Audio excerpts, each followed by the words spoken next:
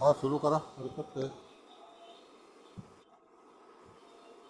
आज 6 फेब्रुवारी 2026 माघ कृष्ण पंचमीची ही संध्याकाळ.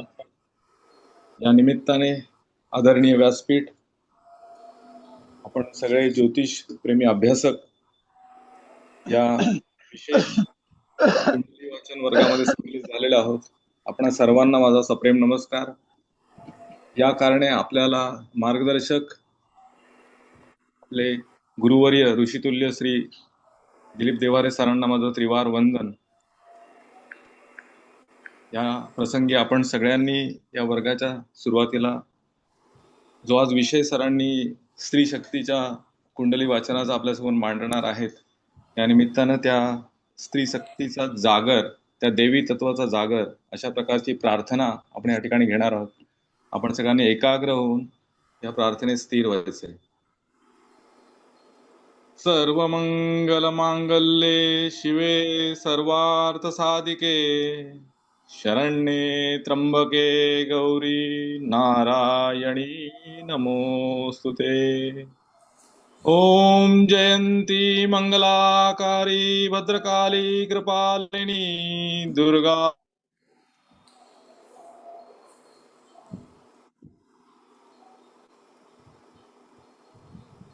आवाज तुमचा गेला.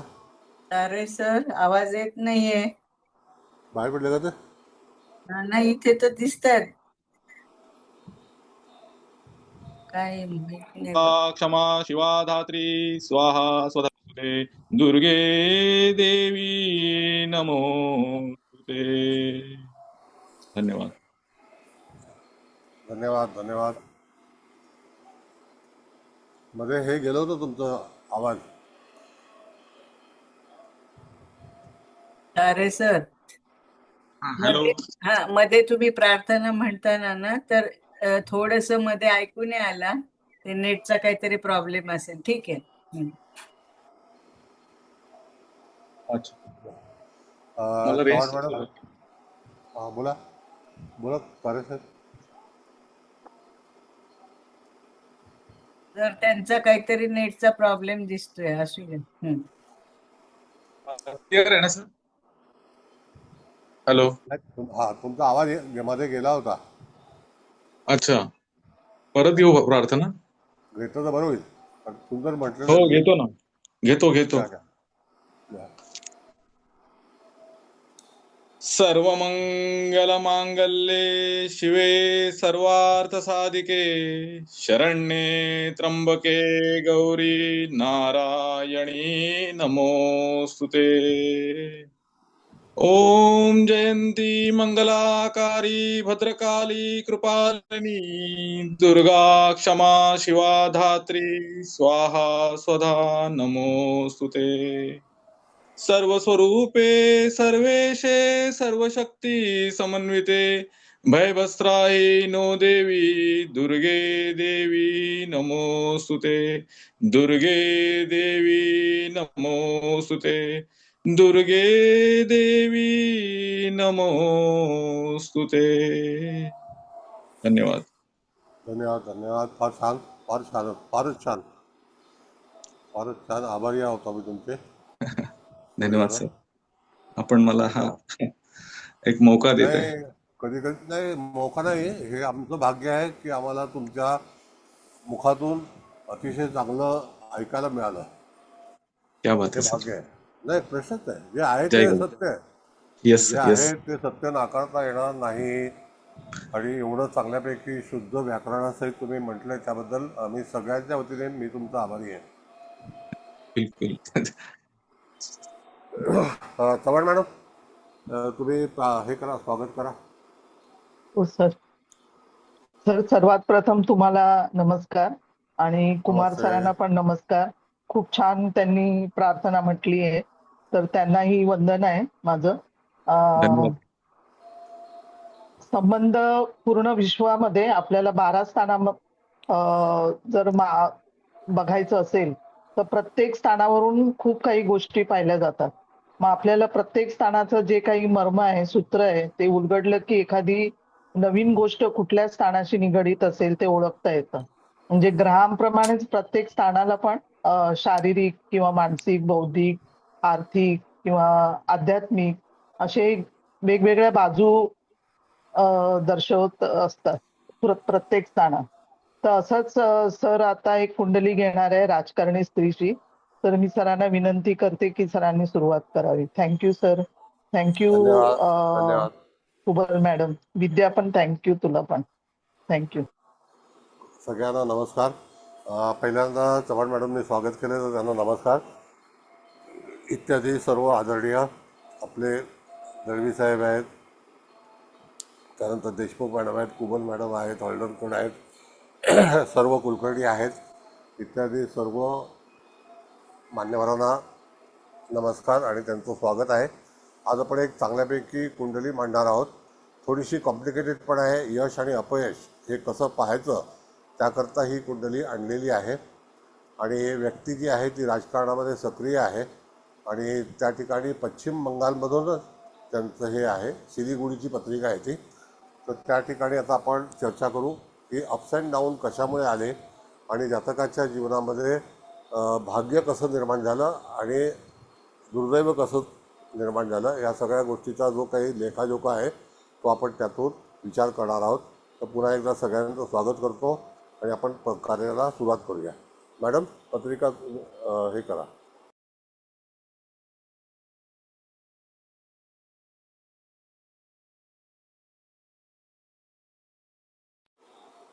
तारीख लिहून घ्या सगळ्यांनी. 5 सप्टेंबर 1955 सकाळी 11:30 आणि सिलिगुडी, पश्चिम बंगाल. सिलिगुडी आसामच्या खाली येतं. जातक स्त्री आहे, नाव अंकिता आहे.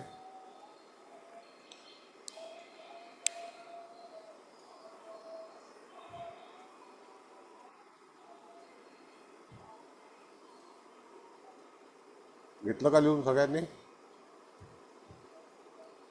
म्हणजे तुम्हाला तुमच्या ह्याच्यामध्ये मांडायला बरं पडेल. वही लिहून घ्या. बाकी आता सगळं आता कुंडली आपण जेव्हा मांडू त्याची कुंडली पण तुम्ही उतरवून घ्या. 1-2 मिनिटं जरा.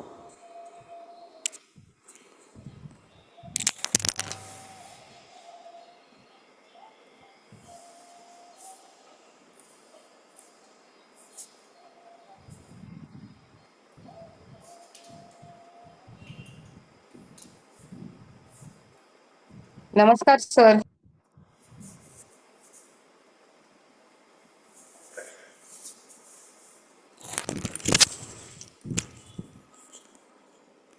हा, लिहून घेतलं का तुम्ही सगळ्यांनी? आता मग पत्रिका लावते मॅडम. ओके. कृपया रेषा वगैरे जरा मारू नका, मेहरबानी करा. बघा, वृश्चिक लग्नाची ही कुंडली आहे. तर त्या ह्याच्यामध्ये वृश्चिक लग्नाचा जो भाग आहे तो आपल्याला विचार केला पाहिजे की वृश्चिक लग्नामध्ये नवमांश कुठला आला आहे, तर तूळ नवमांश आलेला आहे. तो आता पुढे लावतील मॅडम. लग्नेशाला फार महत्त्व असतं आणि लग्नात असलेल्या ग्रहाला पण महत्त्व असतं. इथे लग्नामध्ये राहू आहे आणि लग्नेश जो आहे तो दशमामध्ये आहे, पण तो लग्नातल्या राहूच्या मुखात पाहतो. आता लग्न वृश्चिक आहे. आता जेव्हा मंगळासारखा ग्रह जेव्हा राहूच्या मुखात पाहतो त्यावेळेला त्याचं जे बळ आहे ते कमी होतं. त्यामध्ये शुक्र आणि सूर्य या दोघांची युती आणि तिसरा मंगळ. त्याच्यामध्ये आपण पाहिलं तर वृश्चिक लग्नाला चंद्र हा ग्रह राजोकारक आहे आणि तो पंचमात त्रिकोणात आहे आणि रेवती नक्षत्रात आहे, मीन राशीमध्ये. त्याच्यातून आपण पाहिलं तो गुरु जो आहे तो कर्क राशीला उच्चित आहे. त्याची पण पहिली दृष्टी लग्नावर आहे आणि राहूच्या मुखात आहे. शनी 12व्या स्थानामध्ये आहे. शनीची दृष्टी आपण धनस्थानामध्ये आहे आणि धनेश भाग्यात उच्चित आहे. त्यानंतर षष्ठ स्थानावरती शनीची दृष्टी आहे. त्याच्यानंतर षष्ठाधिपती दशमात आहे पण त्याची दृष्टी राहूच्या मुखात आहे. म्हणजे इथे हा असा जो गोंधळ आहे त्याच्यामुळे जातकाची जेव्हा आपण पत्रिका वाचू, तुमच्याकडे एखादी पत्रिका अशी आली तर तुम्हाला ह्या सगळ्या गोष्टी निश्चितच पाहता आल्या पाहिजे. आता याच्यामध्ये आपण बघितलं तर शनी महाराज जे आहेत तर ते त्या ठिकाणी धनस्थानात पाहत आहेत, षष्ठात पाहत आहेत आणि गुरुशी केंद्रयोगात म्हणजे भाग्यस्थानात पण पाहत आहेत. आता जेव्हा शनी उच्चीचा आहे, गुरु उच्चीचा आहे, तर त्या ठिकाणी हे 60 वर्षांनी पुन्हा आत्ता या योगामध्ये आले होते. परकेचा गुरु आणि तुळेचा शनी ही युती 60 वर्षांनंतर झाली होती. म्हणजे आता बघितलं तर 55 आणि 60 2015च्या जवळपास हा योग होता. युती नव्हती, म्हणजे गुरु उच्चीचा आणि शनी उच्चीचा. आता त्यामध्ये आपण पाहिलं तर दशमेश दशमात आहे, हा एक चांगला राजयोग आहे.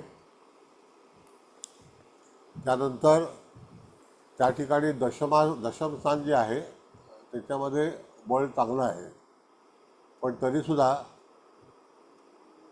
चंद्र जो आहे तो पंचमात आहे, रेवती नक्षत्रात आहे. आपण नेहमी सांगतो की रेवती नक्षत्रामध्ये आर्थिक ज्या काही गोष्टी आहेत त्याच्यामध्ये एक चढ उतार येतो. थोडंसं कठीण नक्षत्र आहे, कारण का की त्या ठिकाणी आर्थिक हानी आणि सरकारी लाभ या दोन्ही होतात. बुध उच्चित आहे या कुंडलीमध्ये. रवी बुध हे दोघंही म्हणजे 3 ग्रह उच्चीचे आलेले आहेत, गुरु बुध आणि शनी. रवी दशमात बलवान आहे, स्थानबली आहे, राशीबळ आहे. आणि या व्यक्तीच्या याच्यामध्ये जीवनामध्ये सुद्धा असेच फरक आलेले आहेत. कृपया कोण हे करू नका, रेषा कशाला मारता तुम्ही.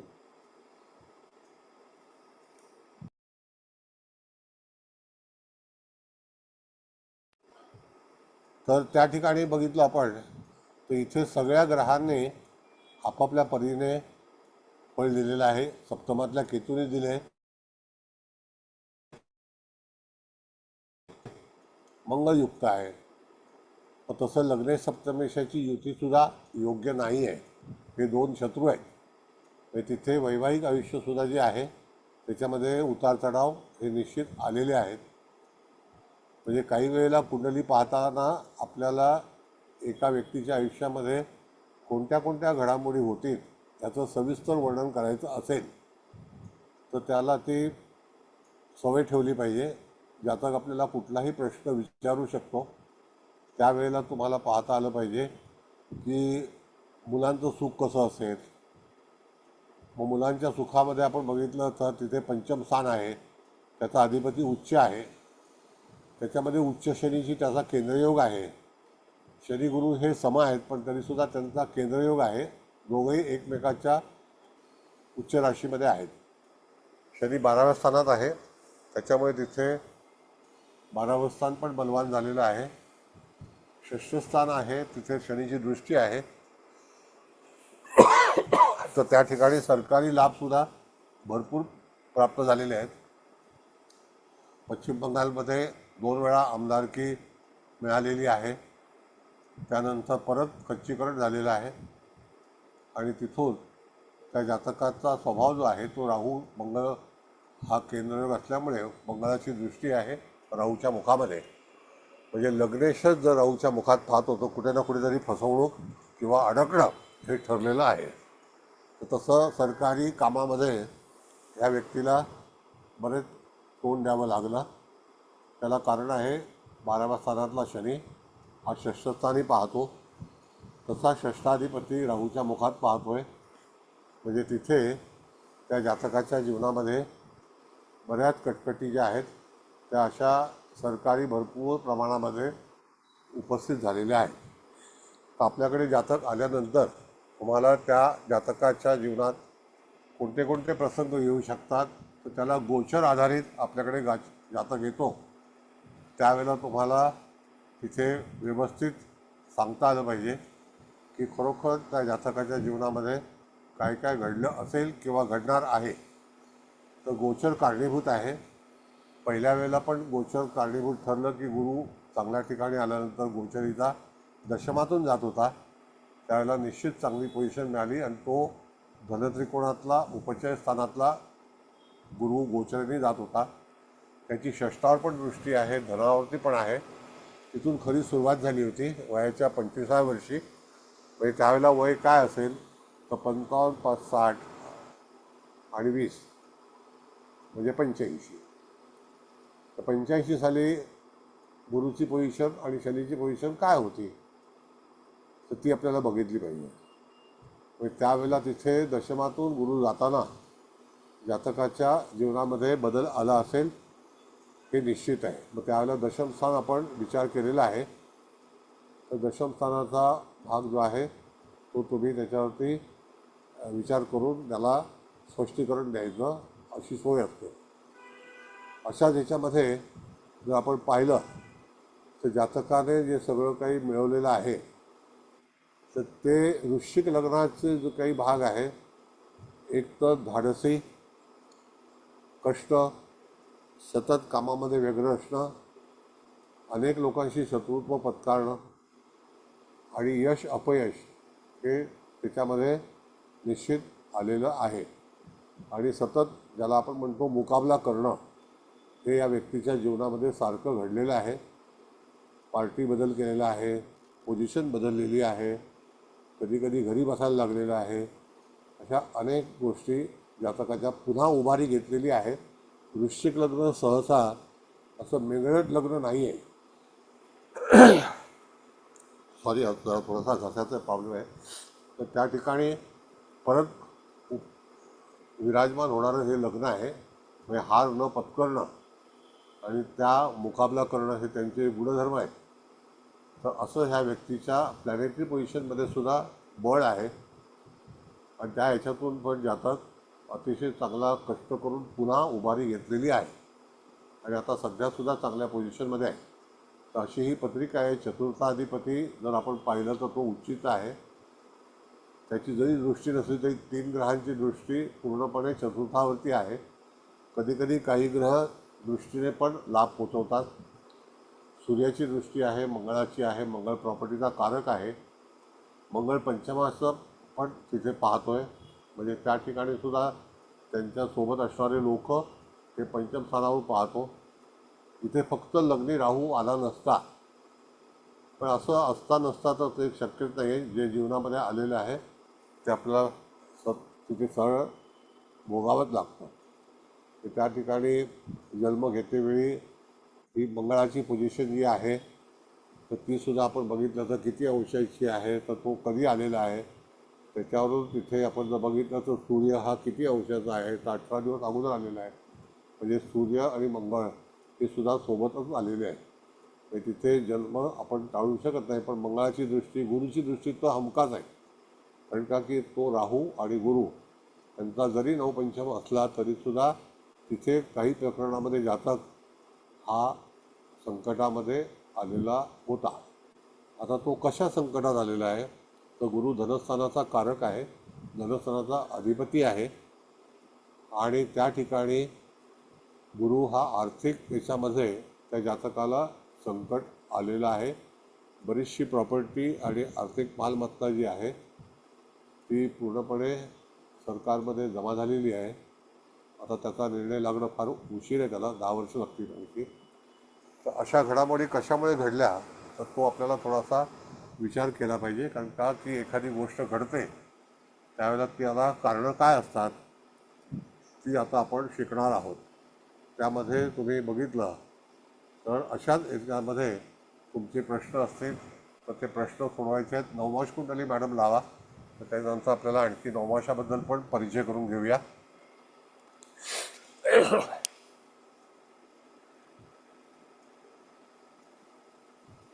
तिथे कन्या नवमाश आलेला आहे. आता सप्तमात असलेला जो केतू आहे तो लग्नात आलेला आहे. शुक्र लग्नी आलेला आहे पण तो दुसऱ्या राशीतून आलेला आहे.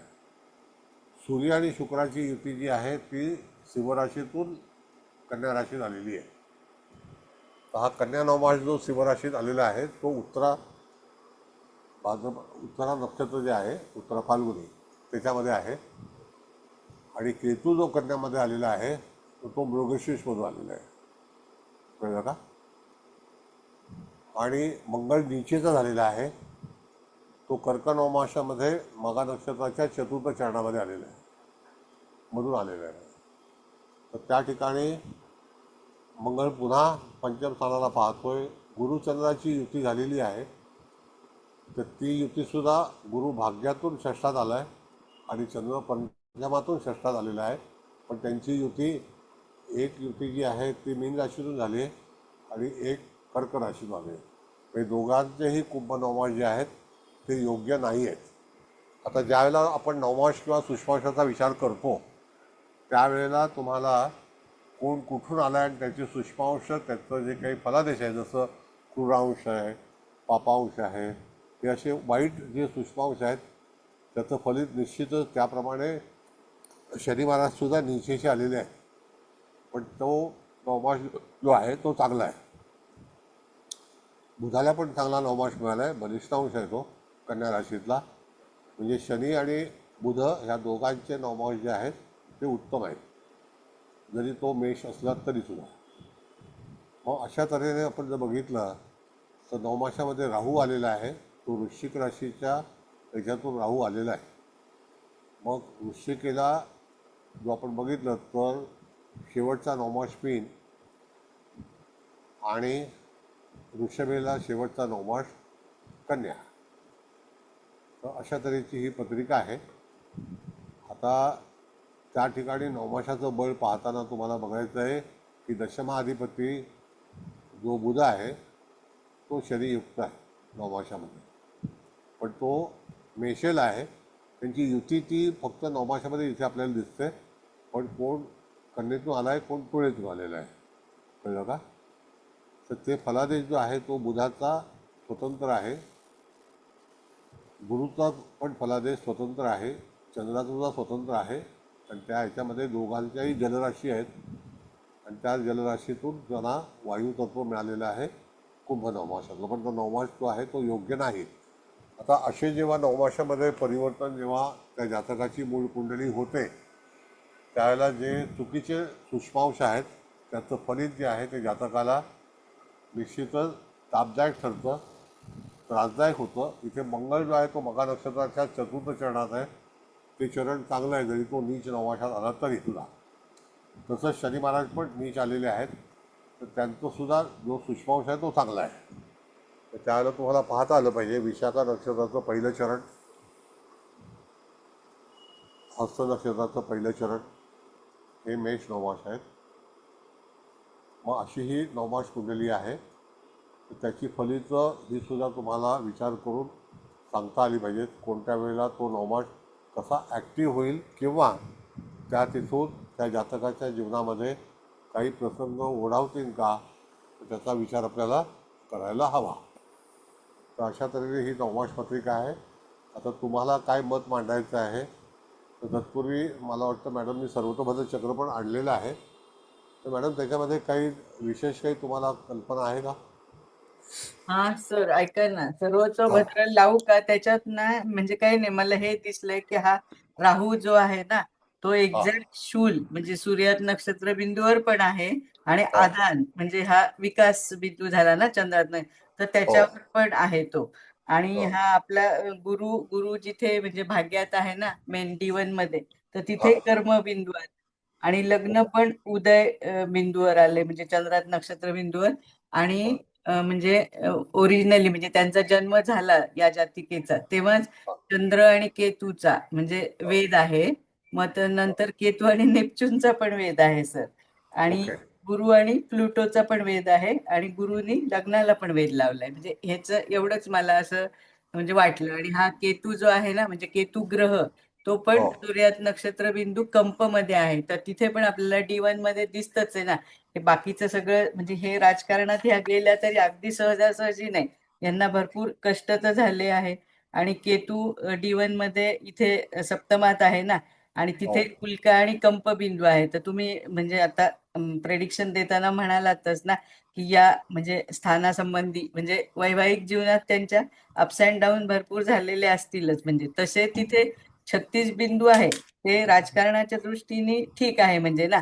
हा राहू केतू समोरासमोर राजकारणाच्या साठी त्यांना ठीक आहे, पण वैवाहिक जीवनात मात्र नाही ना तिथे. म्हणजे तो बिंदूच केतू आलाय आणि तो एक तर उल्का आणि कंप या म्हणजे सूर्यात नक्षत्र बिंदू हे चांगले नाहीयेत ना तसे. हो. आता राहिला भाग कसा मॅडम, की हा. जो सूर्याचा नक्षत्र बिंदू शूल नावाचा बिंदू जो आहे ना, होय होय. तर शूल नावाचा बिंदू हा जातकाच्या जीवनामध्ये निश्चितच जे दुःख काही देत. हम्म. कर्म जे असेल आणि चंद्राचं जे काही कर्म आहे ते हम्म. वर्तमान काळातलं आहे आणि सूर्यातला बिंदू जो आहे मागचं. तो प्रिव्हियस लाईफमधला आहे, हो. म्हणजे मागील याच्यातला आहे. तर ते दोन्ही बिंदू जे दूषित झालेले आहेत का? हा हो ना, मग राहू तर शूलवर आहे ना, शूलवर पण आहे आणि आधान पण बिंदूवर आहे, आधान. मग आता आदान हा चंद्र. राहू आपल्याला राजकारणात नेण्यासाठी ठीक आहे ना तसा, हो पण बाकी हे आहे. आणि मला तुम्हाला असं विचारायचंय की वृश्चिकेचा राहू D1 मध्ये लग्नातच आहे, हो मंगळाने त्याच्यावर म्हणजे योग केलाय ना, म्हणजे चतुर्थ दृष्टी आहे. तर हो मग इथे ह्या राहूचा दुष्परिणाम भावांच्या बाबतीत म्हणजे भावंडांच्या बाबतीत असं आपण म्हणूया का? हो, होऊ शकतो. कल आहे तो, म्हणजे हा. त्या ठिकाणी कसं आहे, आता जी काही प्रॉपर्टी मालमत्ता वगैरे जप्त झालेली आहे, हा ते तर आहेच, पण अजून म्हणजे इन ऍडिशन टू दॅट असं. मग त्यांची पण भागीदारी होती ना त्यात. अच्छा त्यांचाही अच्छा. हक्क गेलेला आहे तो. हा म्हणजे त्यांचं नुकसान झालंच. ओके. बऱ्याच वेळेला अशा कुंडल्या असतात ना, हम्म. त्याच्यामध्ये कधी कधी काय होतं की एखाद्या कुंडलीमध्ये असे योग असल्यानंतर मनुष्य प्रॉपर्टी ह्याच्या त्याच्या नावावरती ठेवतं हो आणि हो. नंतर त्याला सुद्धा रांगेत उभं राहावं लागतं. बरोबर. हा, म्हणजे तसं ते घडलेलं आहे. हम्म. आत्ता आज सुरतमध्ये सुद्धा भरपूर पैसे पकडलेले आहेत. काल एका जॉली बिल्डरने आत्महत्या केलेली आहे. मुलीचं लग्न आहे 4 दिवसांनी आणि आत्महत्या केली. तर असे जे प्रसंग येतात हम्म. तर ते भरपूर काही कठीण प्रसंग येऊ शकतात माणसाला.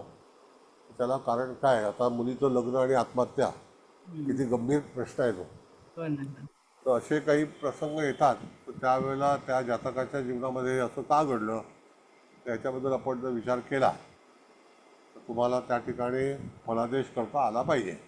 हो तर सर. हे सगळं जे कोण ठरवतं, मगाशी चव्हाण मॅडम म्हणाल्या त्याप्रमाणे, की ग्रह, वर्तमान स्थिती आणि आपल्याला ते निश्चितच त्या ठिकाणी भोगावं लागतं, बरं वाईट जे असेल ते. हो तर सर. तशी ही पत्रिका आहे. पुन्हा पाहिजे तर मॅडम मुख्य कुंडली लावा तुम्ही. D1 लावते. हो लावते. आणि इथे म्हणजे दशमात ही युती जरी हे आहे, पण ह्यांच्यावर असे आरोप प्रत्यारोप पण झाले असण्याची शक्यता हो आहे हो तसं. आहे, हा. भरपूर काही. हो. वृश्चिक लग्न बघितलं ना मॅडम, हा. की कधी ना कधीतरी पोलिसाशी संबंध हा येणारच, होय होय. ठरलेलं आहे. आणि त्यात राहू हे आंदोलनं करणं, अमुक ऐका ना करणं. सर, मी हां, माझं म्यूट ठेवू का? ह्या लोकांना विचार, इथे ना जवळ मंदिर आहे साईबाबाचं, तर तिथं काय ते जोरजोरात कीर्तन भजन चाललंय, तर तुम्हाला कोणाला डिस्टर्ब होत नाही ना मी जर माईक नाही उघडल्यावर? नाही हा, नाही नाही. ठीक आहे ठीक आहे. हा.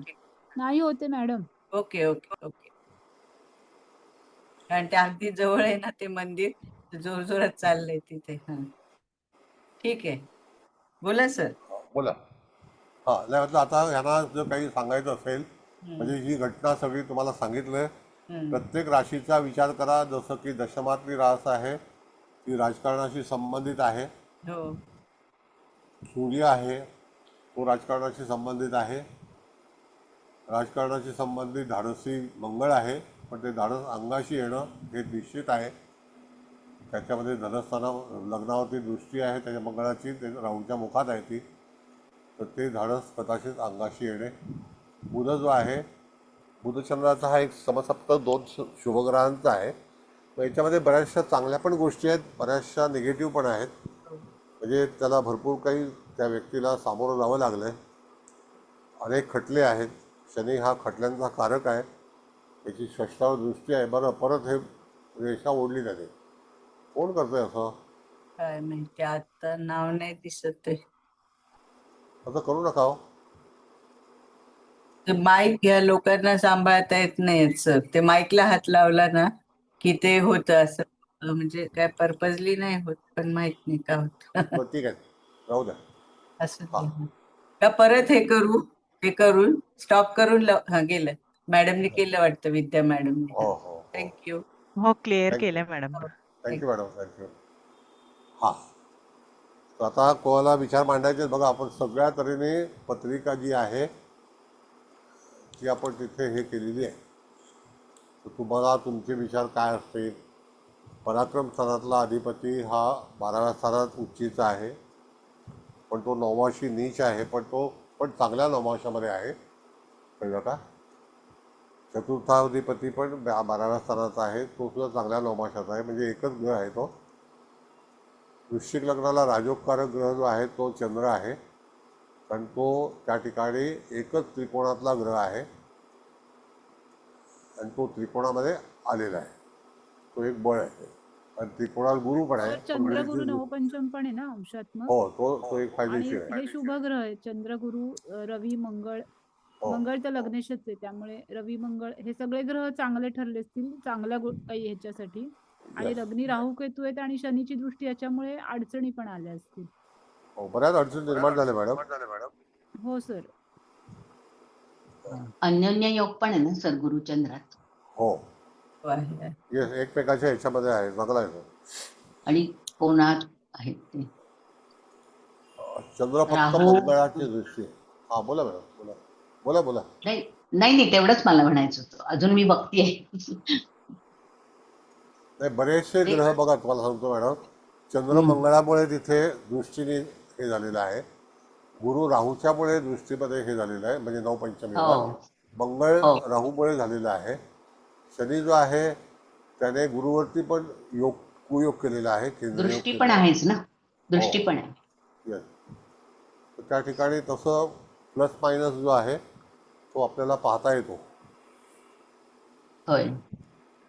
सर हा दशमेश रवी शिवाय पुष्कर नवमांशात पण आहे, म्हणजे ते तर म्हणजे तो ह्या रवीचा त्यांना राजकारणासाठी असं सत्ता उपयोग मिळण्यासाठी पण उपयोग झालाय ना तसा. नाही, बरोबर आहे, पण कसं आहे मॅडम की जीवन शांत जगावं. नाही शांत तर राजकारणाचं नसेलच असंच मला वाटायला लागलं, कोणी असू दे. आणि यांचं मूळ कुंडलीत राहू केतू आणि नवमांशात सुद्धा केतू आणि राहू आलेत ना, हो, म्हणजे होय. तसे येतातच हा ना. वाईस म्हणजे येणारच मृत्यू मॅडम. केतू आणि पण आलेत ना तसे राहू केतू, त्याच्यामुळे स्थान संघर्ष तसंच आहे, आहे. उलट सुलट स्थान आहे. त्याच अक्षावर आले. हं. Yes. सर शनीची गुरुवर दृष्टी ते काय सांगतं? ते असं आहे की शनी जेव्हा गुरुशी केंद्रयोग करतो तर तो उच्च ग्रह आहे, तर त्या ठिकाणी शनीची पॉवर जास्ती आहे, तर त्याचं उच्चपण जे आहे ते कमकुवत होतं शनीमुळे. जर शनी त्या ठिकाणी जर तिथे काही चुका झाल्या असतील तर ते लाभार्थी जो असतो त्याला तिथे कंट्रोलमध्ये आणतात, असं आहे. आणि गुरु हा धनेश आहे, तो धनाचा कारक पण आहे, धनेश उच्चीचा आहे, तो मार्केश पण आहे. आपण सांगितलं होतं की मारक स्थानाचा अधिपती जर उच्च असेल तर त्या ठिकाणी त्याचा मारक स्थानाचा दोष नाहीसा होतो.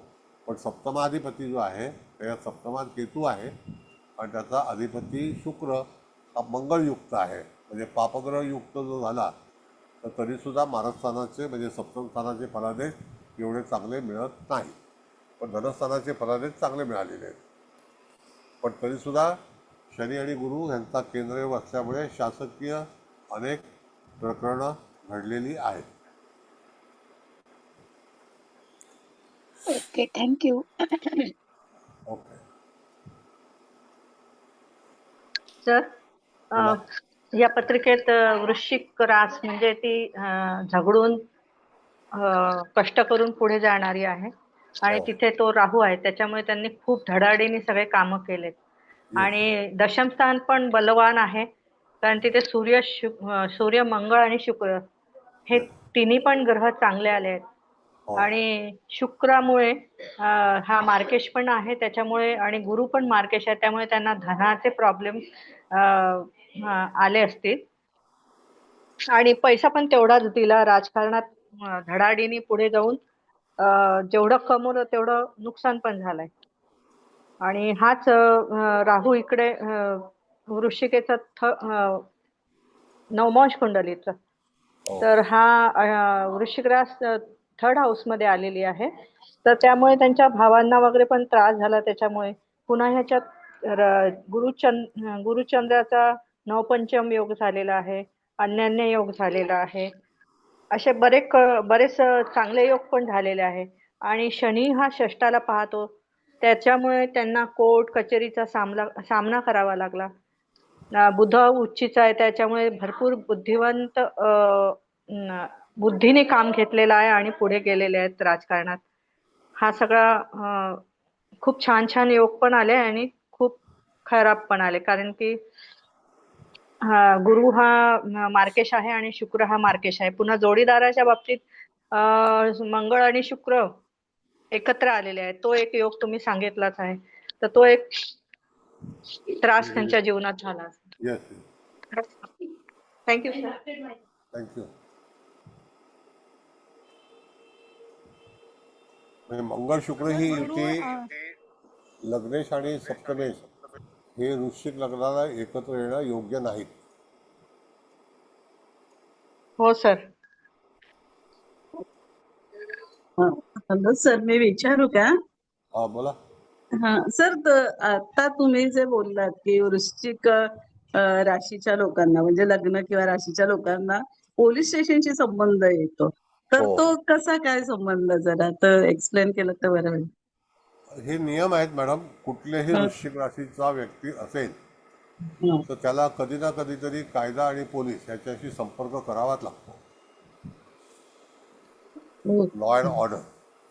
म्हणजे असं काही केसेस वगैरे हो असं हो काही हो होऊ शकतं का म्हणजे? केसेस पण होऊ शकतात, किंवा दुसरी व्यक्ती आपल्यावरती काही तक्रार करू शकते, त्याला कोर्ट कचेरीला सामोरं जावं लागतं, किंवा स्वतःहून कधीतरी आपल्याला पोलीसमध्ये जावं लागतं. व्यक्ती पोलीस असू शकते, असं आहे. Okay, okay sir, thank you. Thank you. Thank you. किंवा मेल्यानंतर पोलिसही मागे लागू शकतात. हो, काही काही असतं. नाही, काही होऊ शकतं, ते घटना आहेत त्या, हम्म. त्याला काही करू शकत नाही आपण. तर मी एक विचारायचंय मला. हा हे बोला. ऐका ना, शनी गुरु केंद्रात आहे, दृष्टी आहे, त्याच्यानंतर षष्ठ स्थानावर पण शनीची सप्तम दृष्टी आहे. पण हे आर्थिक म्हणजे म्हणजे तुम्ही म्हटले ना शासकीय प्रकरण झाली, हे हो सगळं मान्य आहे. पण मला असं म्हणायचं की हा गुरु जो आहे ना, तो पंचमेश पण आहे. आणि पंचमेश गुरु भाग्यात उच्चीचा, त्याच्यावर शनीची दृष्टी. तर मग ह्या जातकांनी म्हणजे आपण असं म्हणजे पण असं पण म्हणजे ह्यांनी पण स्वतः लॉचा अभ्यास म्हणजे केलेला असू शकतो का, असं मला विचारायचंय. नाही, लॉचा अभ्यास नाही करायचा, पण काय गमत आहे मॅडम सांगतो तुम्हाला, हा हा की कायद्याला सामोरं जाणं हे ठरलेलं आहे. हा, ते तर आलंच लक्षात.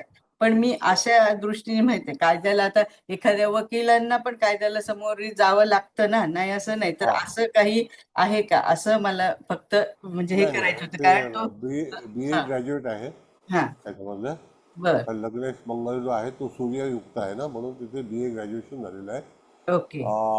कालच एक माझे मित्र आहेत, ते रिटायर्ड पोलीस कमिशनर आहेत, तर त्यांनी मेसेज पाठवला. फार मोठा मेसेज आहे तो, मी ठेवला आहे. त्यांनी ओके. सांगितले की ह्या वयामध्ये कधीही कोणावरती केस करू नका, कोणाशी बर. भांडण करू नका, तुमचं आयुष्य जे आहे ते चांगल्यापैकी जगा. हम्म. कारण का कोर्ट कचेरीचं लागल्यानंतर आपली केस आपण जातो, पण त्याच्यानंतर मोबदला जो आहे तो वकिलाला मिळतो. तर हम्म. गुन्हा शेवटपर्यंत तिथे आपला लाभ घेण्यासाठी तत्पर असतो. म्हणून ओके. कुठल्याही तऱ्हेच्या कोर्ट कचेरी कोणावरती केस करणं वगैरे आता सोडून द्या, आता करू नका. तर त्यांनी बराच मोठा मेसेज पाठवला, जनरल मेसेज, कारण ते स्वतः लॉ अँड ऑर्डरमध्ये त्यांनी काम केलेलं आहे. आता रिटायर आहेत ते. माझ्याकडे शिकायला होते. पटावकर म्हणून नाव आहे त्यांचं. अच्छा, ठीक, छान.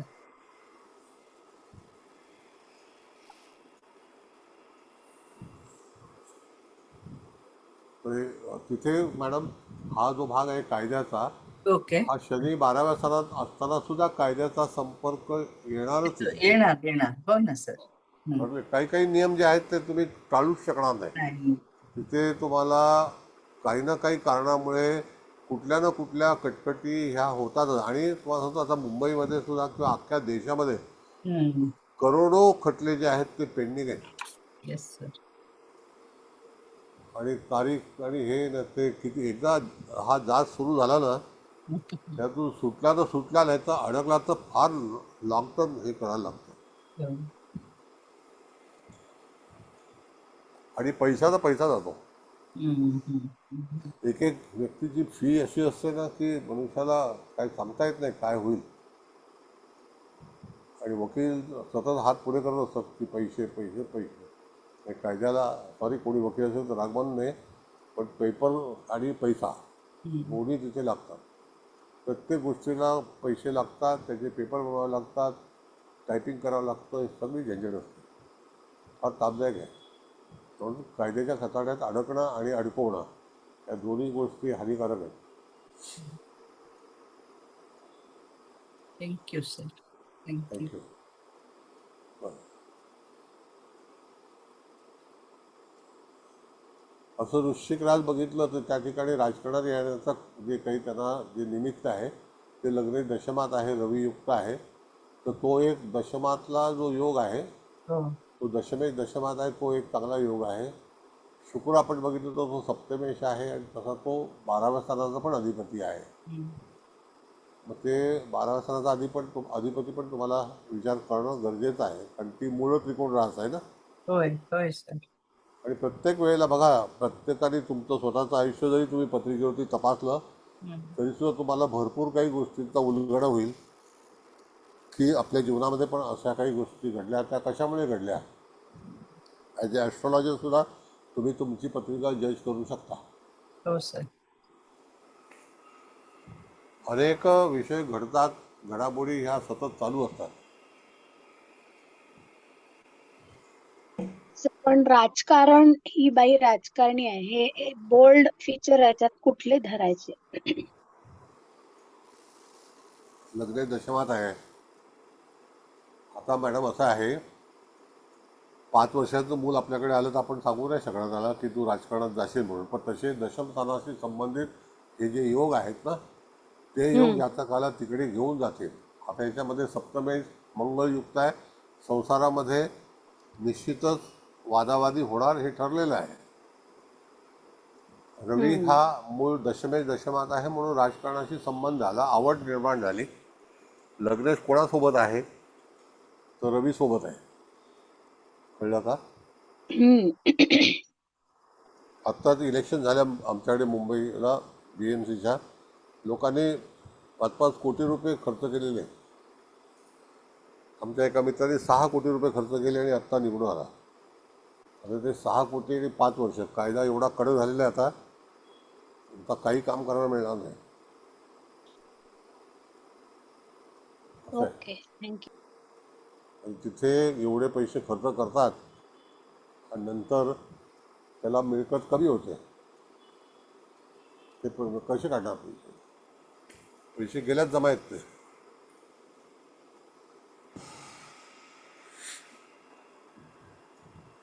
बोला, तुमचा विचार काय म्हणतो? सर्वतोमुख चक्रावरती विचार करायचा आहे का? वेळ लागलेले मॅडम बघा. आता याच्यामध्ये असं आहे, लावू का सर्वतोभद्र? लावा लावा. हा, नाहीतर मग आपण तुम्ही D10 पण पाठवली, अगोदर ती लावायची आहे का? हा तरी चालेल, लावा. ओके. दशांश कुंडली बघा हम्म. तिकडे. हे बघा, ही D10.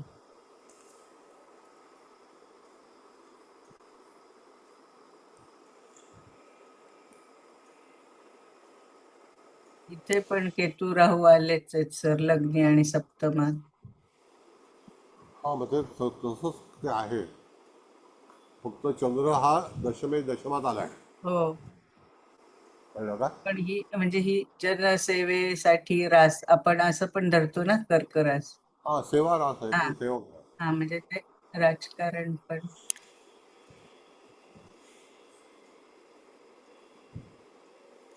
बऱ्याच गोष्टी ह्या जीवनामध्ये आपण अगदी पायाच्या नखापासून ते केसापर्यंत घडामोडी ज्या आहेत तशा घडत असतात आयुष्यामध्ये. प्रत्येक मोमेंटला काही ना काहीतरी प्रश्न उपस्थित होतात. आणि इथे असं पण धरायचं का सर, हा शनी आणि शुक्राचा पण तो अनन्य योग झालाय ना. शनीच्या राशीत शुक्र आहे आणि शुक्राच्या राशीत शनी आहे. आणि इथे मंगळ आणि गुरुचा पण ना. गुरु म्हणजे वृश्चिकेचा आला आणि मंगळ धनुचा. नाही, दशम स्थान आता दशांश कुंडली जी आहे ना मॅडम, अच्छा, तिकडे ती नाही बघायचं. हा, तिथे बरं. होताच आता गुरुची दृष्टी दशमावर आहे. येस दशांश सर. कुंडलीमध्ये हो. चंद्र तिथे उपस्थित आहे. हम्म. इत्यादी ग्रह दशम स्थानाला बलवान करतायत का?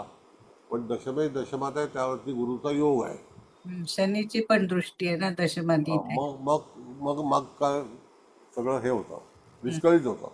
येस. विस्कळीत होतं.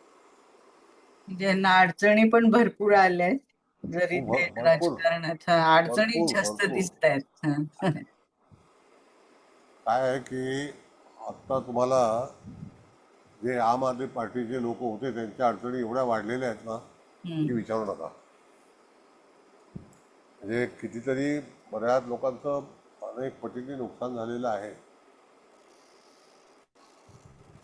म्हणून इथे संन्यासी मनुष्य राजकारण चांगलं करू शकेल, निस्वार्थ. येस. इथे बाहेरच्या लोकांशी पण यांचा संबंध आलाय का? इथे आता हा भाग्येश बुध स्वराशीत पण व्ययात म्हणजे 12व्या स्थानात आहे ना. आता 12 स्थानामध्ये कसं आहे की त्यांचे नातेगोती सगळे एकमेका जगभर पसरलेले असतात. ओके. ते काही नवीन नाही आहे. प्रत्येक राजकारणी हा परदेशामध्ये संबंध ठेवून असतो, मुलं असतात. आणि आता कसं आहे मॅडम, तुम्हाला तर माहिती आहे की बाहेर परदेशात जाणं आता कॉमन आहे. हो, फार डिफिकल्ट अशी गोष्टी काय नाही आहे. हो ना. Very easy. इझी, बरोबर आहे. सर एक विचारू का? हा बोला. सर यांना कुठल्या दशेत प्रॉब्लेम झाला असं आपण गोचर वगैरे काही बघू शकतो का? काय हो बघू शकतो. तारीख आपल्याला माहित नाहीये असं म्हणजे नाही, तारीख नाही ना, तारीख पण नाही मला इयर. ट्रान्झिट मध्ये असं आहे मॅडम की जर समजा आपल्याला ट्रान्झिट बघायचं असेल, फार चांगला प्रश्न आहे तुमचा, तर शत्रूच्या राशीवरून जेव्हा शनी महाराजांचं भ्रमण होतं किंवा राहूचं गोचरीचं भ्रमण होतं, त्यावेळेला निश्चित जातकाच्या जीवनामध्ये काही ना काही पारंपरिकमध्ये काही ना काहीतरी घडामोडी ह्या होतच असतात.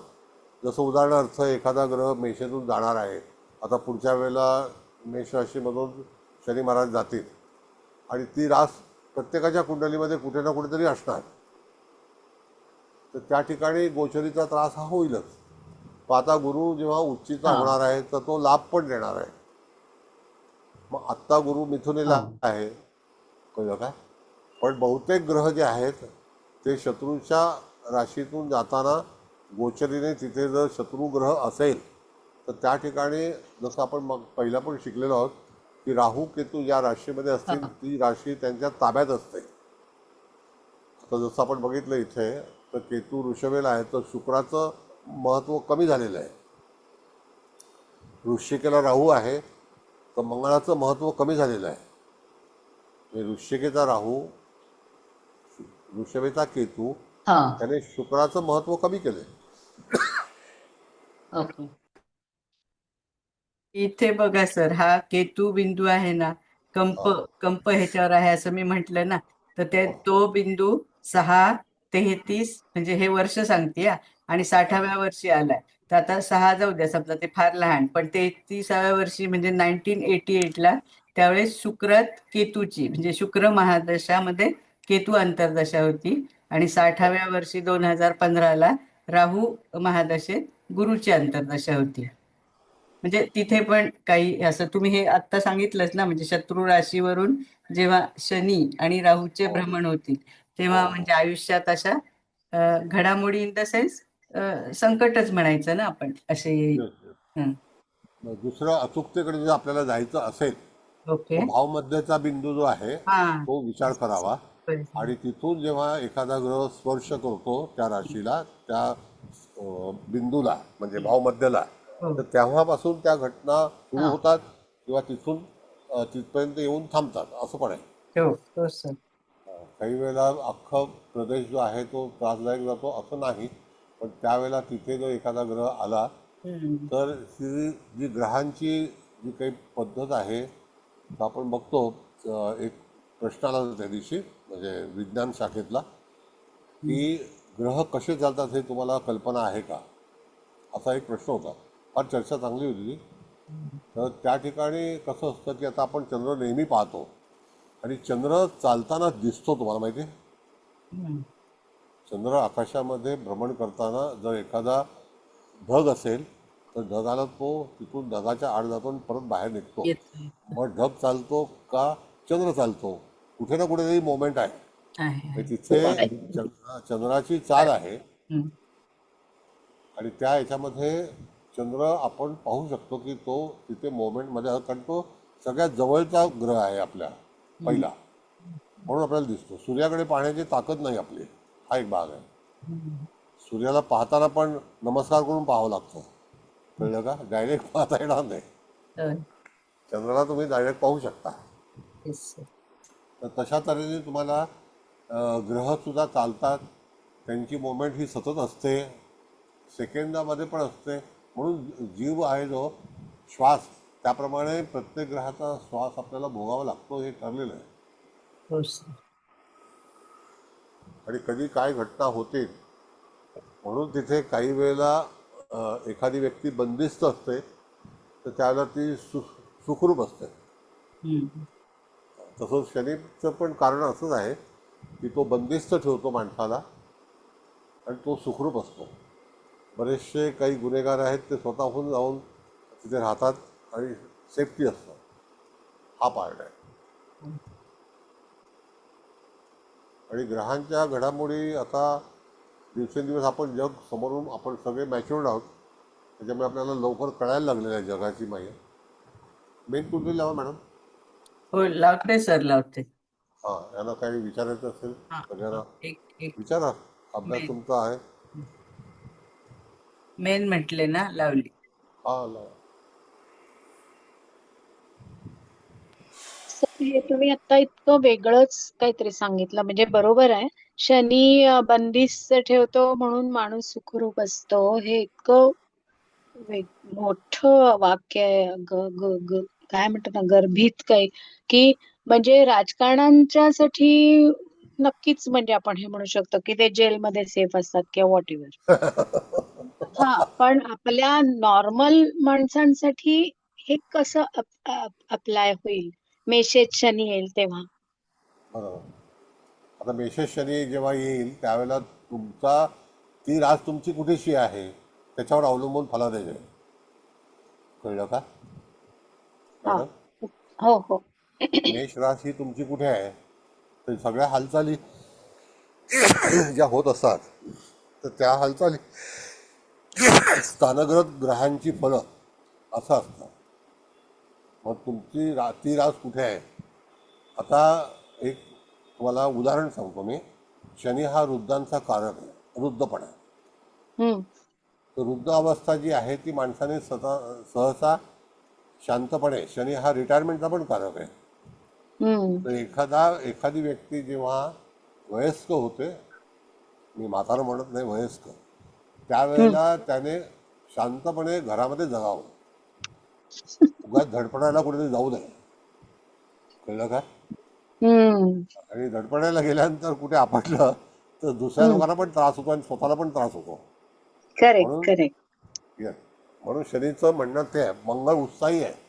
मंगळ हा ग्रह असा आहे की त्याची शक्ती मरणाच्या शेवटपर्यंत आहे.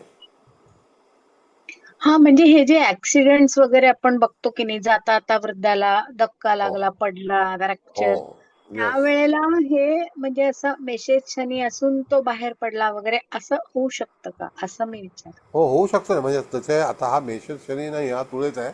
पण तुळेचा जरी शनी असला तरीसुद्धा त्या ठिकाणी माणसाला वयाचं हे जे भान ठेवणं गरजेचं आहे मॅडम. हम्म. वयाचं भान आहे, पाहिजे. जर तुम्ही हम्म. शनी माझा चांगला आहे, मी बाहेर फार आजारीने फिरतोय वगैरे, तर ऑल स्टुपिड. तिथे हम्म. प्रत्येक ग्रहांचे नियम आहेत. मन हे सतत आपल्या जवळ असतं, कारण तो चंद्र आहे. पण शनी जो आहे ते आपले पाय थरथरायला लागतात तर समजायचं की आता आपल्याला थांबलं पाहिजे. राहुल कुलकर्णीचं शेवटचं वाक्य असतं रोजचं, आता मी थांबतो आता. तो एकदम व्यवस्थित एंड चांगला करतो. हम्म. म्हणजे पत्रकारिता करते वेळी आता मी थांबतो, म्हणजे शनी हा थांबवतो. रिस्ट्रिक्शन्स आहेत. सुशील कुलकर्णी एकदम उत्साही आहे, अॅनलायझर. हो, आणि बुद्धिमान आहे, अतिशय चांगले मुद्दे आणणार, स्पीच करणार, मुद्देसूद भाषण करणार, कधीही चुकीचे उच्चार करणार नाही. मग अशा तऱ्हेने माणसाचे गुणधर्म ओळखायचे असतील तर तुम्हाला लोकांचा परिचय होणं अत्यंत आवश्यक आहे. आणि तुम्ही ॲज अ ॲस्ट्रॉलॉजर दुसऱ्यांच्या बाबतीमध्ये पण तुम्ही विचार करू शकता की ह्या व्यक्तीचं लग्न कुठलं असेल, ग्रह कुठले असतील, हा एवढा वाक्यप्रचार करतो तर ते कसं असेल, हा भाग आहे. हे एक शिक्षण आहे, शिक्षण आहे ते, कळलं का? Okay, thank you. नेक्स्ट. बघा, पत्रिका आपल्याला अशी वरवर जरी चांगली वाटली तरी जातकाला आगाऊ सूचना देणं हे ज्योतिषाचं काम आहे, कळलं का? आणि ज्योतिषाने ते त्याला करूनच तिथे त्याला एक अनुभव येईल. आणि अनुभव ही पत्रिका वाचण्याचा तुम्हाला येणं आवश्यक आहे. अनुभव असेल तरच तुम्ही पुढे जाऊ शकता. प्रत्येक गोष्ट ही अनुभवाने निर्माण होते, मग ते स्वयंपाकघरातला असो का जीवनातला असो का राजकारणातला असो. सर, हे राहू केतू कसे प्रथम आणि सप्तम स्थानात आले म्हणून म्हणजे पत्रिका जास्त बिघडली असं पण म्हणू का आपण? समजा ते वेगळ्या वेगळ्या ह्याच्यात असते तर मग एवढा प्रॉब्लेम नसता आला का? नाही, आता राहू आणि केतूच्या बाबतीमध्ये आपण जर बघितलं मॅडम, हा, तर त्या ठिकाणी तुम्हाला शर्यत करावी लागते प्रत्येक गोष्टीची. Yes yes.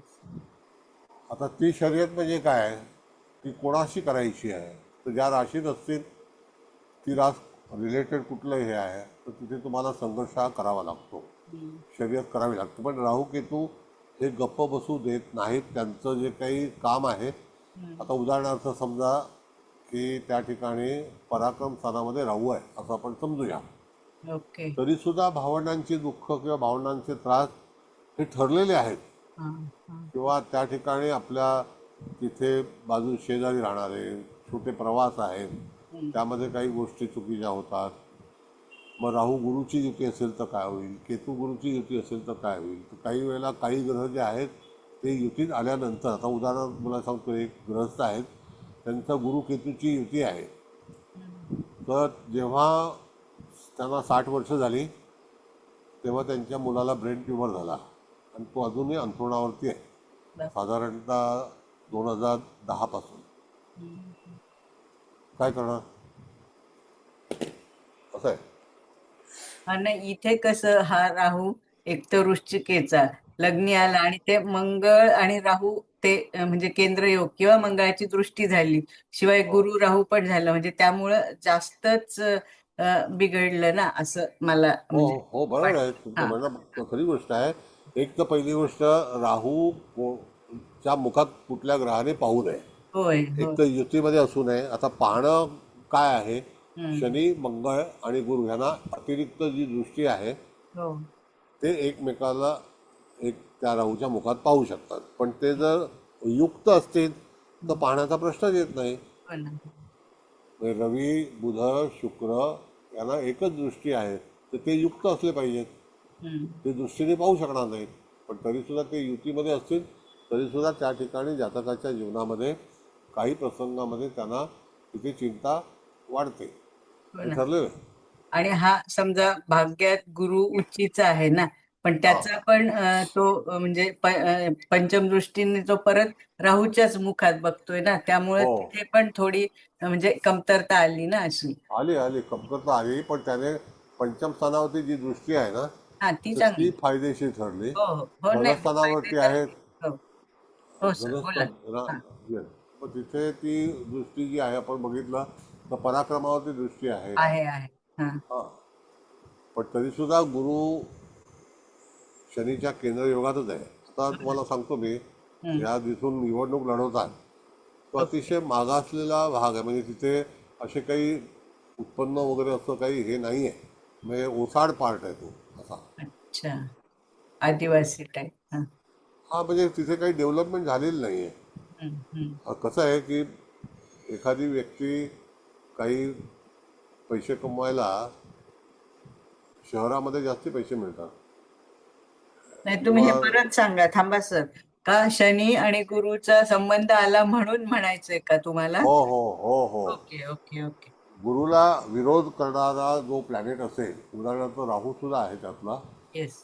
शनी सुद्धा आहे, तर त्या ठिकाणी मिळकत जी असते ना तर तिथे कुठेतरी थांबली जाते. आता जसं उदाहरण तुम्हाला सांगतो की शिबू सोरेन हे तिथे झारखंडला होते, त्यांच्या जमिनीमध्ये भरपूर धन आहे कारण कोळशाच्या खाणी आहेत. अच्छा. तर त्यांना जमिनीवरती काही नाही पण जमिनीच्या आतमध्ये भरपूर मिळालं ना. आणि मागा असतो भाग असा पडीक आहे तो पूर्णपणे. त्याचं आणि काही हा चंद्र जो आहे ना, आत्माकारक जरी असला पण तो म्हणजे इथे नक्षत्रांचं पण रेवती नक्षत्रात, तर तुम्ही कसं म्हणालात ना मगाशीच की हो रेवती देतं पण आणि काढून पण घेतं ना, हो हो तर हो ते ते तसंच आहे. पण इथे आपल्याला म्हणजे नक्षत्रावाईज बघितलं तरी हे होतंय ना. म्हणून प्रत्येक नक्षत्राचे गुणधर्म जे आहेत ते आपल्याला थोडेसे अभ्यास केले पाहिजेत. Yes sir, thank you. बऱ्याच वेळेला असं आढळतं मॅडम की रेवती नक्षत्रामध्ये जर जन्म झाला असेल चंद्राचा येस. तर कुटुंबातील एखादी व्यक्ती सरकारमध्ये कार्यरत असेल असं सुद्धा फलादेश मिळतो आपल्याला. वा, छान.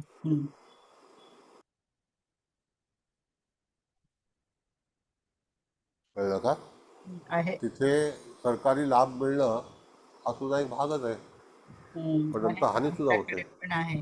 माझी काय? आईचा भाचा सरकारी वकील आहे आणि आईचं नक्षत्र रेवती आहे.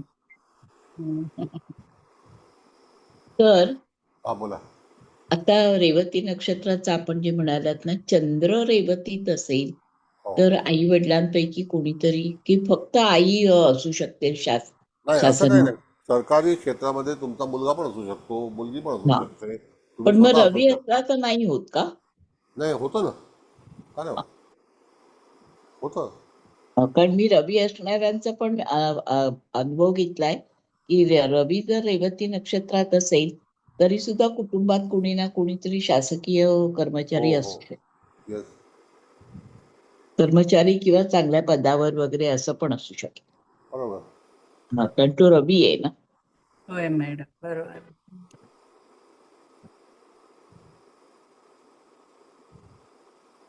तर बऱ्याच गोष्टी ज्या आहेत त्या नक्षत्रावरती पण अवलंबून आहेत. चांगली नक्षत्र सुद्धा आहेत. त्या ठिकाणी ग्रह तो योग्य पाहिजे, तो ग्रह त्या नक्षत्राला त्याने प्रतिसाद दिला पाहिजे. नक्षत्र स्वयंप्रकाशित आहेत, ग्रह स्वयंप्रकाशित नाहीत, त्यांचं किरणाने ग्रहांची वाटचाल होते किंवा भरभराट होते. ग्रहाला स्वतःचं हे नाही आहे. ग्रह हा सूर्यावरती प्रकाशित होतो. जेव्हा चमकदार गुरु दिसतो आपल्याला त्यावेळेला तिथे सूर्याच्या प्रकाशामधून त्याचा प्रकाश आपल्यापर्यंत येतो. मग जेव्हा आकाश रात्री दिसतं आणि गुरुचा आता मोमेंट चालू आहे मिथुन राशीमध्ये, तर त्यावेळेला गुरु पाहता येतो. कारण का की तिथे सूर्य कुठे आहे. मग तसा हळूहळू गुरुसुद्धा मंद होत जातो. तो मंदगतीचा ग्रह आहे, पण सूर्य लोप पावल्यानंतर त्याची पण स्थिती मंद होते.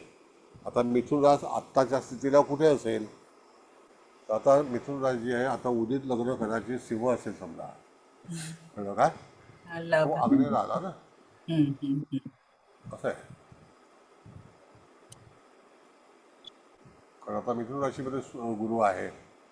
मग सूर्याच्या आडोशाला गेल्यानंतर सूर्याचं तेजाशिवाय दुसरा कुठलाही ग्रहाला तेज पुरवत नाही.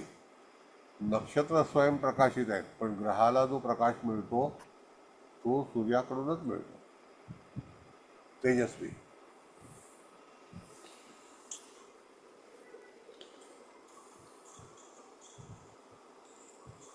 बोला आणखी.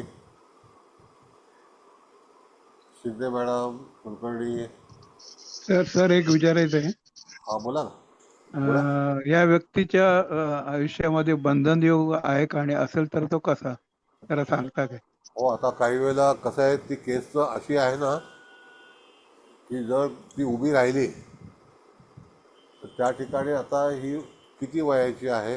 70. हो 70 ना? सर बरोबर. सर 72, 71 किंवा 70. 70-71 समजा. हो तर याच्यामध्ये तुम्हाला सांगतो एक एक घटना अशी घडली होती आपल्या महाराष्ट्रामध्ये. ती व्यक्तीचं नाव सांगत नाही तुम्हाला, हो पण त्यांना सुद्धा अटकेमध्ये होते हो आणि 6 वर्ष ते कस्टडीमध्ये होते. हो नंतर वय झालं 74 हो आणि कोर्टामध्ये केस उभी राहिली. तर ते म्हणाले किती वर्ष तुम्ही शिक्षा भोगली? तर ते म्हणाले मी 7 वर्ष आहे. ते म्हणाले ठीक आहे, आता 7 वर्ष शिक्षा तुमच्या नशिबात आहे, ती तुम्ही ऑलरेडी आतमध्ये घालवलेली आहे. आता तुम्हाला शिक्षेपासून मुक्त, पण संपत्ती जप्त. बरं. शिक्षेपासून मुक्त पण संपत्ती जप्त. वाक्य आहे का हो हो पाटील साहेब? हो हो आणि महाराष्ट्रातली घटना आहे, मुंबई हायकोर्टातली. हो आणि ती व्यक्ती मंत्री होती महाराष्ट्र सरकारमध्ये 94 साली. त्याच्यामध्ये भरपूर मोठा घोटाळा झाला होता. नंतर त्यांना कस्टडीमध्ये गेले, 7 वर्ष कस्टडीमध्ये काढले आणि त्याच्यानंतर केस उभी राहिली. तर बोर्डावरती केस आल्यानंतर शिक्षा किती भोगले, किती दिवस तुम्ही आतमध्ये होता? तर ते म्हणाले 7 वर्ष. 7 वर्ष फायनान्शियल फ्रॉडची शिक्षा आहे, पण तुमची संपत्ती जप्त केलेली आहे, ती काही तुम्हाला मिळणार नाही, हो. पण तुम्हाला आता कस्टडी होणार नाही. तर तसं काही घटना ज्या आहेत त्या होऊ शकतात त्या पण बाबतीमध्ये. हे व्यवस्थान दाखवतं काय? हां, व्यवस्थान दाखवतं. त्या माणसाची पण कुंभरासच होती, आहे म्हणजे ते अजून आहेत. हो हो ती पण कुंभरासच आहे. हो. आणि ते भरपूर वादविवाद भयंकर झाले. त्यांना मोठं झाले, ते मुख्यमंत्री बनायचं होतं. नंतर काय सगळं आटपलं. अजून आहेत ते. पण या पत्रिकेमध्ये आपल्याला दिसते का बंधन योग आहे? हां, आता बंधनयोग बघा 2 पार्ट आहेत. तर एक तर मी काय सांगितलं की जेलमध्ये तुम्ही हाऊस अरेस्ट असा किंवा घरामध्ये भीतीने बसा, 2 पार्ट आहेत. हो तो भीती सुद्धा बंधन. माणसाला घरी बसवते ना. हो हो शेवटी घरामध्ये बसणं, कस्टडीमध्ये जाणं ते वय असतं. म्हणून कन्सिडर काय करायचं आपल्याला? वय. बरं ठीक आहे. असं आहे. थँक्यू. थँक्यू. म्हणजे तिथे शिक्षेस पात्र तर ही व्यक्ती आहे नक्की, पण संपत्ती गेलेली आहे. हो हो संपत्तीला 4 पिढ्या झाल्या तरी संपत्ती सुटणार नाही, कॉन्फिस्टिकेटेड केली. हे ठरलेलं आहे. आणि मोठे घोटाळे केले. हो हो आणि आता एवढे घोटाळे उघडकीस आले असतील विचार नका. Thank you sir. थँक्यू. तर बोला मॅडम. आता चतुर्थेश कुंभ राशी आहे, चतुर्थेश शनी आहे, तिथे सध्या राहूचं भ्रमण चालू आहे. प्रत्यक्ष त्याच्या आत्ताच्या कुंडलीत तुम्ही जे आतापर्यंत शिकवलं त्याचा जो माझा अभ्यास झालेला आहे तुमच्या ह्याच्यावरून, त्याच्यावरून त्याच्या जन्म म्हणजे कुंडलीमध्ये आपल्याला बंधन योग दिसत नाही. पण बंधन म्हणजे केवळ कोर्टात जाऊन जेलमध्ये जाऊन पडणं हेच बंधन नाही. बंधन ही वेगवेगळ्या प्रकारची असतात, ती जशी तुम्ही स्वीकाराल त्याप्रमाणे. पण आता तुम्ही म्हणालात की आता हा 55 सालातला आहे, म्हणजे यांचं वय आता जवळजवळ 71 असेल. पण म्हणजे अजून आता हा जो राहूचं भ्रमण चतुर्थातून चालू आहे, तिथे जेव्हा पुढच्या महिन्यामध्ये रवी, मंगळ हे 23 तारखेला मंगळ इथे उतरेल, 13-14 तारखेला सूर्य इथे उतरेल चतुर्थ स्थानामध्ये, तेव्हा मंगळ आणि सूर्य हे चतुर्थेशाशी युक्त असे होतील. आणि रवीचं रवीवरून भ्रमण, मंगळाचं मंगळावरून भ्रमण, ही थोडीशी पोझिशन त्यांना कॉम्प्लिकेटेड होऊ शकते. अशा वेळेस तुम्ही म्हणताय तसं कोणता तरी म्हणजे घरात राहणं किंवा काहीतरी त्यांना बंधनयुक्त असं प्रॉब्लेम येऊ शकतो. कारण आपण असं मागे एकदा सांगितलं होतं की पराक्रमेश आणि चतुर्थेश हे जेव्हा राहू केतू युक्त होतात, विशेषतः राहू युक्त होतात, तेव्हा व्यक्तीच्या जीवनात बंधन योग येऊ शकतो. पण याचं तसं मूलतः दिसत नाहीये. पण हो. गोचरीच्या ग्रहांमुळे काहीतरी काळापुरतं असं त्यांना प्रॉब्लेम येऊ शकतो, बाकी काही. बघा आता असं आहे मॅडम, तुमचं म्हणणं मी तुम्हाला क्लिअर करतो की जेव्हा एखादी केस कोर्टामध्ये सुरू आहे, हा त्याला बरीच वर्ष झालेली आहेत, हा पण कोर्टावरती तो नंबर येणं, तारीख हा निश्चित लागते, हा पण फैसला होत नाही. हम्म, तर त्याला त्या ठिकाणी धडकन जी असते, त्याला भीती, हा ती तुमच्या म्हणण्याप्रमाणे जेव्हा कुंभ राशीला आता रवी येईल, हा सोबत मंगळ असेल, सोबत बुध असेल, शुक्र पण तिथून जाण्याचा प्रयत्न करेल आणि तो राहूच्या मुखातून जाईल, त्यावेळेला जातकाची धडकन वाढेल हे निश्चित आहे, हा म्हणजे बेचैन होईल. हम्म, आता जसं की पश्चिम बंगालमध्ये बरेच राजकीय पक्ष जे आहेत ते अडचणीत आलेले आहेत आणि त्यांना हा तिथे कधी डिझॉल्व करतील काही सांगता येत नाही. पुढच्या वर्षी इलेक्शन आहे आणि एकदा इलेक्शन झाल्यानंतर जर दुसऱ्या पार्टीच्या हातामध्ये सत्ता गेली तर बऱ्याचशा केसेस ज्या आहेत त्या उपस्थित होण्याची शक्यता आहे. हम्म, म्हणजे तिथे सुद्धा एखाद वर्ष पोस्टपोन होऊ शकतं, पण त्याच्यानंतर आणखी एक सवलत अशी आहे कायद्यामध्ये हा की सुप्रीम कोर्टला तुम्ही जाऊ शकता, सवलत आहे ती हम्म, काय. आणि सुप्रीम कोर्टला अशा अनेक केसेस ज्या आहेत त्या पेंडिंग आहेत, कारण सुप्रीम कोर्टचे जे लॉयर आहेत ना, हा तर तिथे एक कायदा असा आहे की सुप्रीम कोर्टाच्या 1 किलोमीटरच्या आतमध्येच तुमचं ऑफिस असणं गरजेचं आहे. हा कायदा आहे. तुम्ही मुंबईला ऑफिस ठेवून सुप्रीम कोर्टात केस लढू शकत नाही. हा तुम्हाला त्या परिसरामध्ये तुमचं ऑफिस, इमिजिएट बोर्डावरती केस आली तर तुम्हाला मेसेज येतो, त्यावेळेला तुम्हाला तिथे उपस्थित जावं लागतं विदिन 1 किलोमीटर. असं आहे. पहिलं तर असं समज येतो, पण तरीसुद्धा काही जे दिग्गज लॉयर आहेत त्यांची ऑफिसेस जी आहेत ती जवळपास 1 किलोमीटरच्या आतमध्ये आहेत. मग ते भाड्याने असो का कुठे असो, वास्तव्याला असो, पण ते तिथे उपस्थित असणं गरजेचं आहे. ऑफिस ॲड्रेस तिकडचाच पाहिजे. आणि आपला विषय जो चाललेला आहे तर त्या विषयामध्ये एखाद्या वेळेला हायकोर्टाचा निर्णय जर समजा आपण केस हरलो तर हायकोर्टसुद्धा हा आपला गणतंत्र देश आहे, तर त्या ह्याच्यामध्ये तुम्हाला 15 दिवसाची मुभा असते की तुम्ही जाऊन अपील करू शकता. हा. हो सर. कळलं का? हम्म, असं आहे. तर ते सुप्रीम कोर्टामधून तिथे बऱ्याचशा गोष्टी ज्या आहेत त्या भरपूर वर्ष पेंडिंग असतात. Thank you sir. थँक्यू. आपल्याकडे कायद्याला मुभा आहे तशी, एकदम निर्णय लागत नाही. पण मी तुम्हाला वयाचं जे सांगितलं ना मॅडम, कधी कधी मनुष्य संपायला येतो आणि केसचा निर्णय लागतो, असं आहे. आणि त्यावेळेला तिथे न्यायाधीशसुद्धा शिक्षा फरमावू शकत नाही, काही काळाचं हे आहे. पण गुन्हा कसा आहे त्याच्यावर अवलंबून आहे. आर्थिक गुन्हा असेल तर तुमची संपत्ती अटॅच केली जाते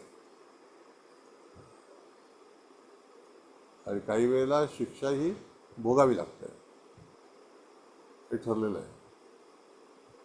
परत कोणी रेषा मारल्या असं करू नका. ठीक आहे, तर मारल्या. आणखी काय कोणाला निवेदन करायचं आहे?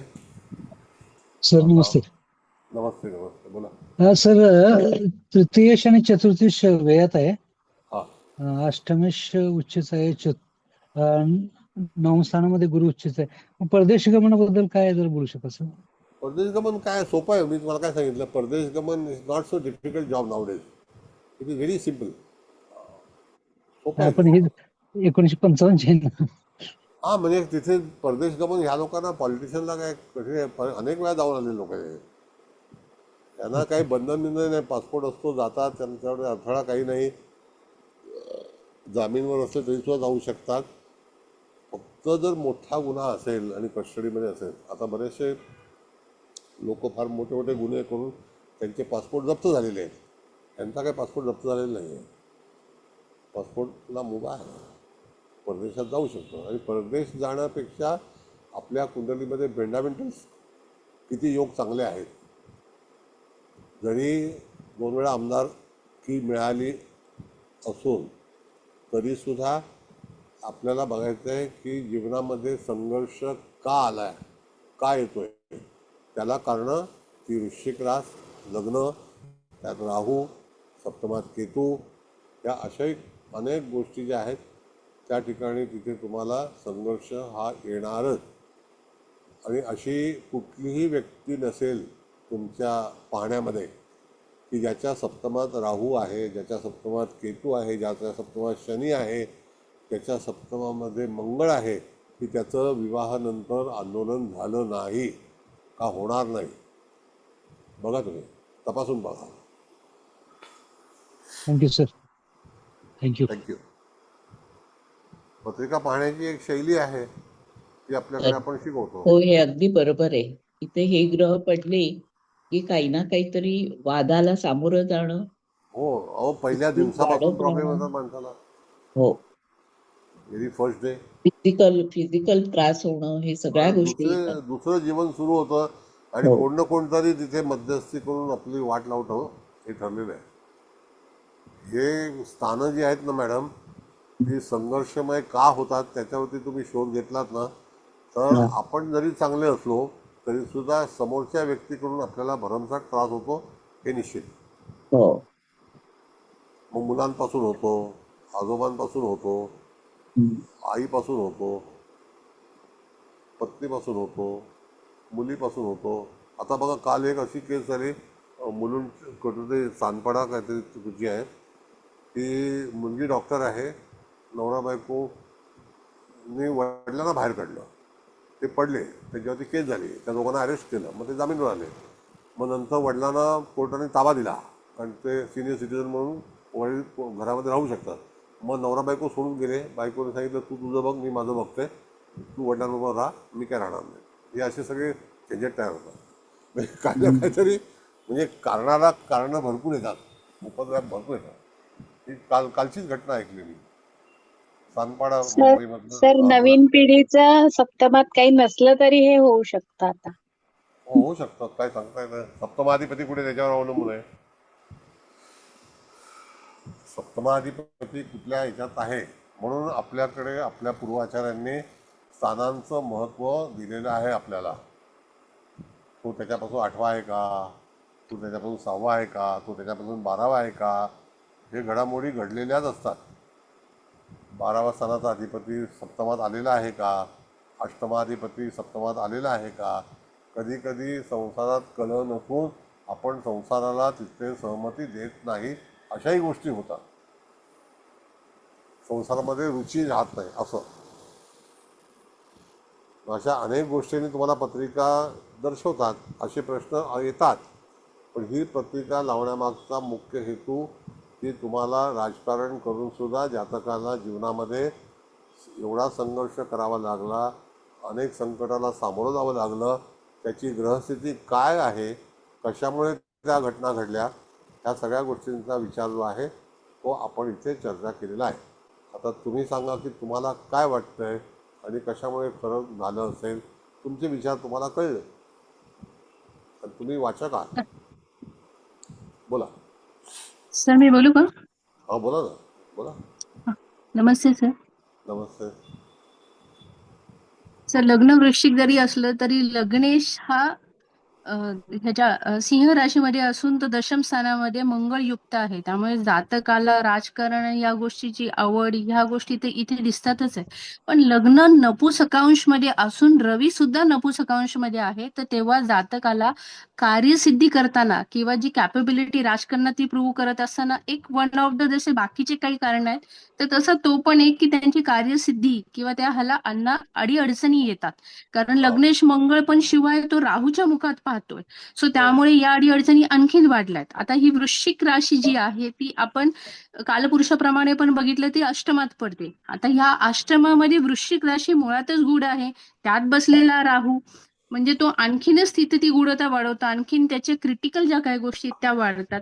निसर्ग कुंडलीप्रमाणे पण जरी पाहिलं तरी दशमाच्या ह्याच्यामध्ये म्हणजे दशमाच्या दशमात तुळेचा शनी उच्चीचा आहे, तर तो एक वन ऑफ द पार्ट पुन्हा आपल्याला राजकारणाचा दिसतोच.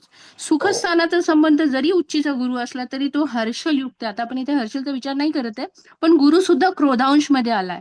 त्यातला आणखीन एक महत्वाचा फॅक्टर असा की नवमेश आणि पंचमेश यांचा विचार केला तर नवमेश जो आहे तो म्हणजे भाग्येश जो आहे तो चंद्र आहे, तो गुरुच्या राशीत आहे, पण त्याला नवमांश सुद्धा उग्रांश भेटलेला आहे. आणि ह्यांचं म्हणजे पुन्हा हा पंचमेश भाग्यात गेलेला आहे. ह्या जरी गोष्टी तशा हे असल्या तरी सुद्धा इथे जे मगाशी तुम्ही तो सांगितलं की मंगळ चंद्राच्यावर पाहतोय, सो हा एक फॅक्टर तिथं तो त्रासदायक ठरलेलाच आहे. आता सुखाची राशीच इथं डिस्टर्ब झालेली आहे.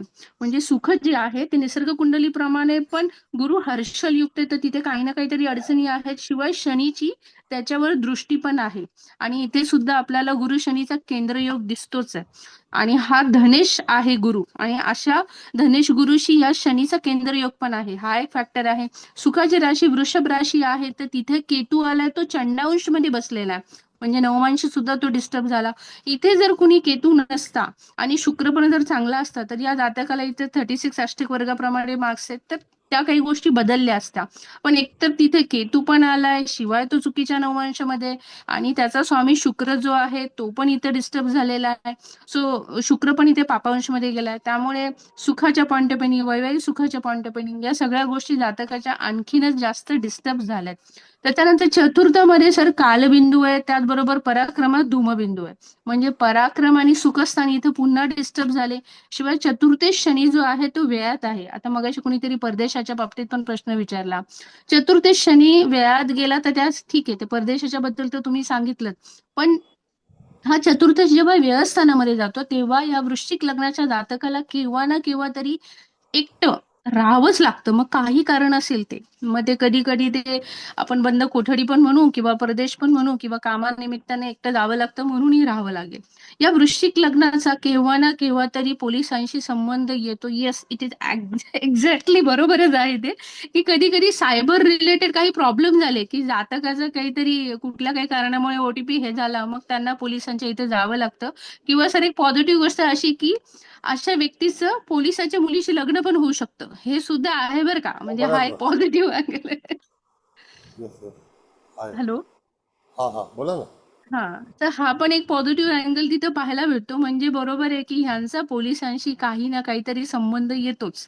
तर मग तो चांगलाही असू शकतो किंवा काही कारणामुळे कंप्लेंट द्यायला सुद्धा अशा ह्यांनी सुद्धा यावं लागतं. आता या जातकाचं तुम्ही सांगितलं की वयाच्या 35व्या वर्षी ही सुरुवात झाली.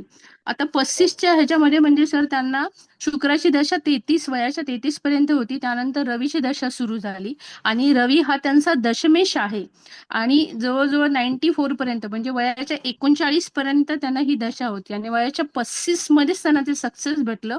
इथं आपल्याला बुध पण युजफुल ठरतो, कारण राजकारणामध्ये बुध पण खूप महत्वाचा आहे. जसं रवी मंगळ आहे, त्याचबरोबर कम्युनिकेशन, बोलणं, ज्या काही एक्सलंट अशा काही टॅक्स असतात त्याही गोष्टी इथे पाहिजेत. सो त्यामुळे ह्या बुधाचं म्हणजे जशी ही दशा संपली तर ते वय पण सुरू होतं. सो इथं ते बुधाचं वय खूप स्ट्रॉंगली ऍक्टिव्ह झालं असे मला वाटतं, कारण बुध हा बलिष्ठ अंशमध्ये पण आहे. सो ती पण त्यांना मदतच भेटली, म्हणजे तो सपोर्टिंग ऍक्ट त्यांना तिथे भेटला. सो या पॉइंट ऑफ व्ह्यूनी पण पत्रिका खूप चांगली बोलते. आता जर आपण पंचम आणि भाग्यस्थान जो सपोर्टिव्ह ह्याच्यामध्ये बोलला तर इथं त्यांचे नवमांश डिस्टर्ब झालेले, त्याच्यामुळे इथे शनीची पण परत त्याच्यावर दृष्टी आहे. सो जरी पंचम आणि भाग्यस्थान प्रथम दर्शनी अगदी म्हणजे अरे करकेचा गुरु आपण अगदी लगेचच एक्सलंट एकदम मस्त असं वाटेल, पण आपण पाहिलं तर आपल्याला याची उत्तरं भेटतात की पंचम आणि भाग्यस्थानाचे का डिस्टर्बन्स यांचे झालेले आहेत.